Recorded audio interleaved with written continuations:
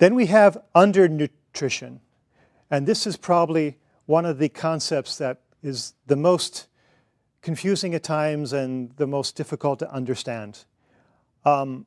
Malnutrition and undernutrition are two concepts that, again, more or less mean the same thing. They're often used loosely and quite interchangeably. For purposes of this course, we'll consider them to be the same. Malnutrition simply refers to all the different deviations from adequate and normal optimal nutritional status. And that would include energy undernutrition, that is not getting enough calories overall, and then overnutrition, which is another aspect of this, which is where obesity comes from. And believe it or not, obesity is actually a form of malnutrition. And I know this is a concept at times that seems a bit strange. So it's a question that I get a lot. Professor Coutts, how is it that you can consider these people, they look like they're eating way too much and there are too many calories. And how can they be food insecure? And how can they even be hungry? And right, they may not be hungry per se, and they may not be food insecure, but they're undernourished in that you've got to look at the calories that they are consuming. This is the key issue. So undernutrition is used generally to refer to poor nutritional status, but it implies that there's underfeeding, so not sufficient food. So an example would be the shot that you all have seen, the tragedy of the young child, baby in this case, starving to death. Nutritional deficiencies, undernutrition is what they would be suffering from. Or the opposite, again, confusing, but this is malnutrition also, an excess of certain nutrients or overnutrition, too much food or too much of the wrong food. And again, many of you are students who are involved in this course.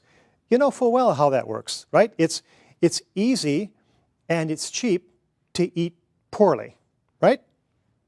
Or think that you can eat quickly when you're rushing and you can eat cheaply, and you think that maybe you don't want to always eat fast food the same way as often as you do, but it's convenient at times.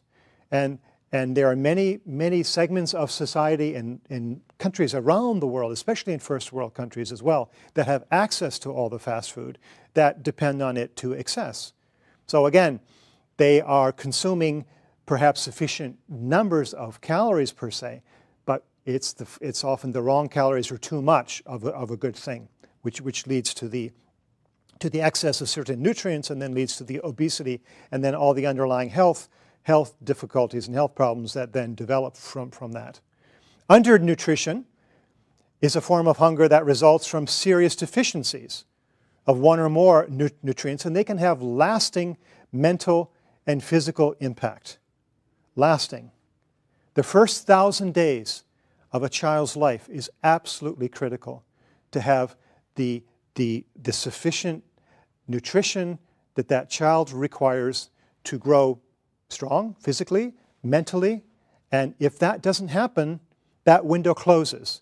The child doesn't necessarily die. The child will be hindered. The child will grow to an adult, but throughout that short life often of that child and later the adult, they will never develop to their optimal capacity. And we see this fact of undernutrition then among the children, such as this in the photograph, being mild, moderate, and severe. And the vast majority of those in the world who you never see on television, you never see pictures of, would be very mild and moderate. I mean, it's not often obvious that they are undernourished to this degree. But the impact will be very much the same, as I was saying, in terms of the mental and the physical effects. Again, we're in the technical aspect of this lecture. Undernutrition has two principal types, one being PEM, or protein energy malnutrition, which is a result overall simply of deficiencies in any particular micronutrient, right? So it's just generally a deficiency of these nutrients, of which there are many. There's a few particular ones I'm going to talk about next. And then there's micronutrient deficiency diseases, or MDDs. And these are the result of deficiency in specific micronutrients. So the difference again is micro versus macro. Keep in mind again that for micronutrients, you typically have those from carbohydrates and fats and protein. The measures of undernutrition are very unique. I'm going to step back so you can see the full list. Stunting. Stunting is simply when, based on your age, you are shorter in stature, in height, than you should be.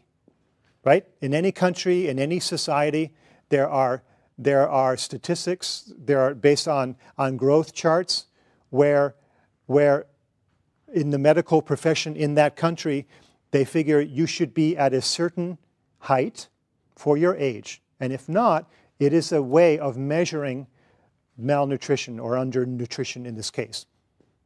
So, it's, again, chronic undernutrition, and it occurs as a result of inadequate nutrition, but over a long period. Then there's wasting. Wasting is simply thinness and weight for height. So you're not at the average weight that you should be for your age and for your height. So it's related to stunting, but it's separate. And again, it's from acute undernutrition in this case.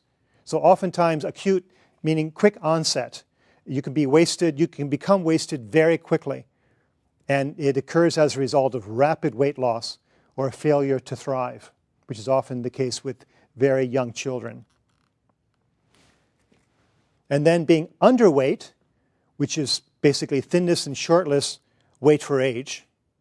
And that results it's a result of weight loss or inadequate nutrition, again, over a long period of time, as opposed to the acute, quick onset one. Here's a few examples. Now, just looking at the first one, quick little quiz here. Who would be stunted and who would be wasted? And remember, I mentioned stunted was more to do with height and wasted to do with size, right? So A would be what? A would be, click, a healthy child, right? Looks about right. Well-formed. B is stunted, right? Somewhat shorter. That child is shorter than A. C, wasted. The same height as A, but look how much skinnier, how much thinner child C is over child A. And then D, I think you can probably guess, is stunted and wasted both, and they can happen together, and they often do, in severe situations of malnutrition and food insecurity. Children are both stunted and wasted.